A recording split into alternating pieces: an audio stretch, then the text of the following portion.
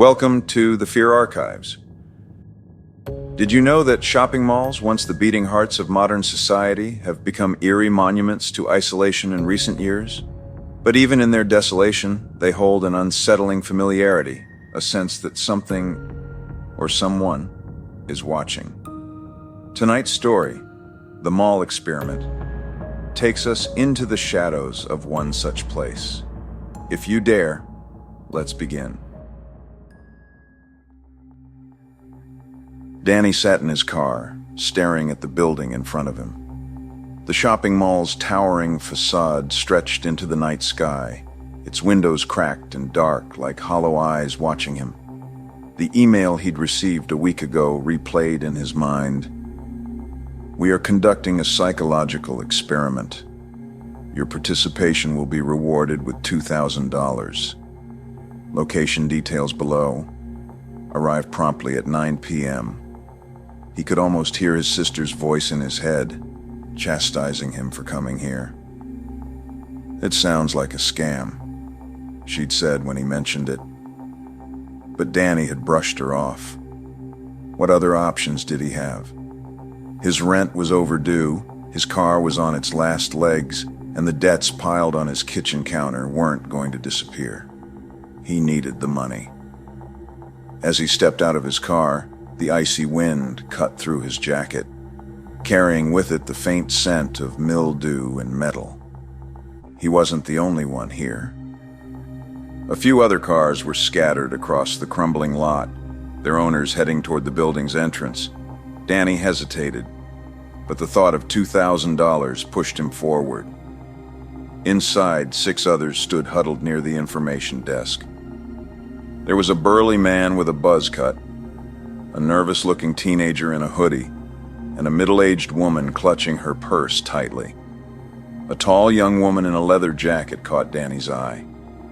She looked calm, even bored, as if she had done this 100 times before.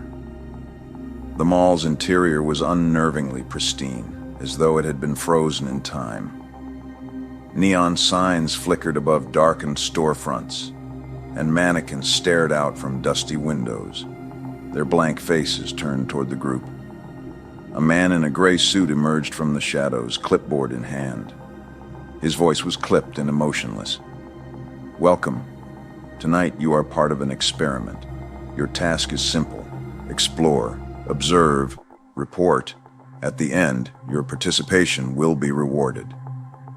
Before anyone could ask questions, the man turned and disappeared into the shadows. The heavy metal doors behind them slammed shut, reverberating through the empty mall. "What the hell?" the burly man muttered, rushing to the doors. He yanked at the handles, but they didn't budge. The intercom crackled to life.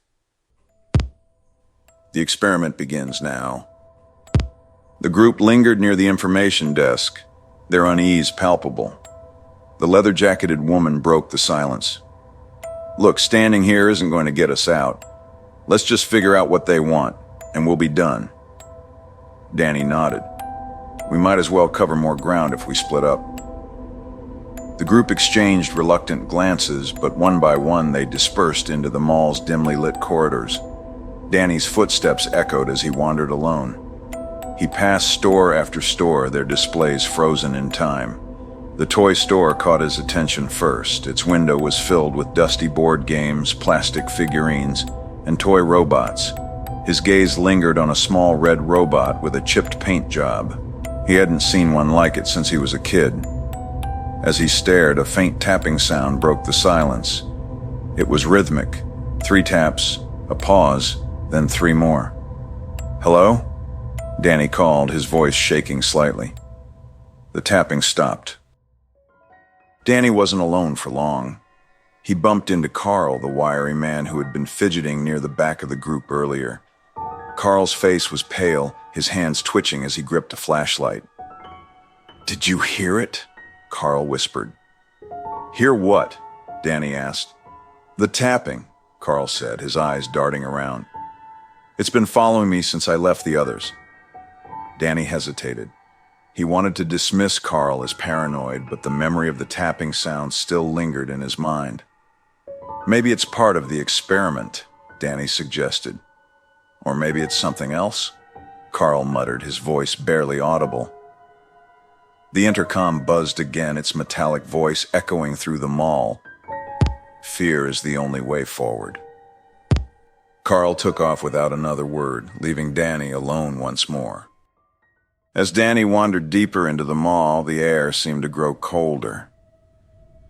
The once pristine corridors now felt warped, their walls narrowing unnaturally and their shadows stretching too far. He passed a clothing store, its mannequins arranged in a chaotic display. One had its head turned toward him, its painted eyes seeming to follow his movements. Another's arm was bent at an impossible angle, as though reaching out. Danny quickened his pace, refusing to look back. He reached the food court, its tables and chairs scattered like debris after a storm. Faint scratches marred the walls, forming symbols he didn't recognize. His stomach churned as he traced one with his finger. It was cold, unnervingly so. His phone buzzed in his pocket. Relieved to see it still worked, he pulled it out, only to find the screen filled with static. His watch was frozen at 11:59 p.m. The atrium was the mall's centerpiece, a vast, open space with a skylight overhead. A massive, cracked mirror dominated one wall, its surface warped and uneven. Danny approached cautiously, drawn to his own reflection. At first it seemed normal, his tired face staring back at him. But then the reflection's mouth began to twist into a grin, its teeth sharp and too numerous. "You've already failed," the reflection said, its voice a distorted version of his own. Danny stumbled back, his heart racing. The intercom buzzed, its voice overlapping with the reflection's words. This was never about leaving. Danny ran, his pulse pounding in his ears. The mall seemed to close in around him, its hallways narrowing and shifting with each step. Shadows gathered at the edges of his vision, growing darker and more defined. He reached the entrance, the heavy doors now wide open. The cool night air was a balm against his burning lungs.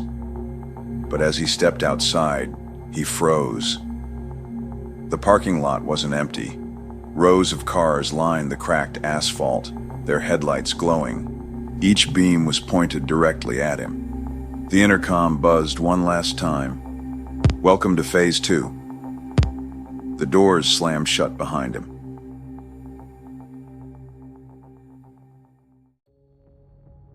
Thank you for watching the Fear Archives.